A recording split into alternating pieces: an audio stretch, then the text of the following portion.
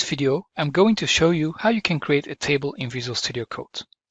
But first, let's create a new extension. Select View and then Command Palette. Select ALGO, give it a decent name, like, for example, Car Management. Then select version 4.0 and finally select the Microsoft Cloud Sandbox.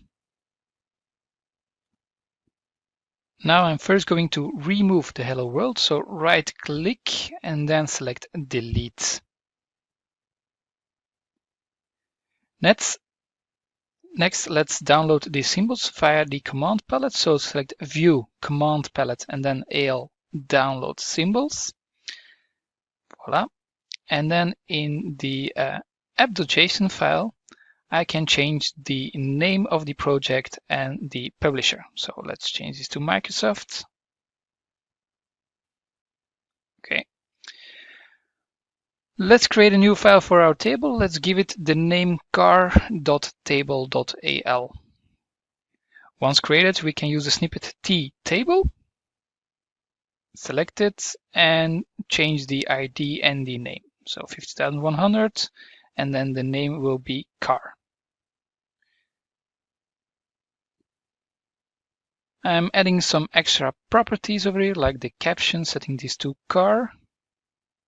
And then I'm going to change the first field into number and then of type code 20. Okay, let's give it a caption as well.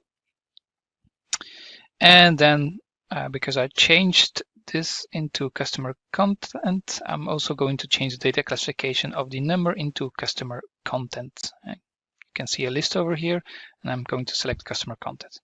Now, next, I'm going to change the primary key because I changed this into the name number. So let's select number. And then we don't need this code at this moment, so let's just remove this code. Okay.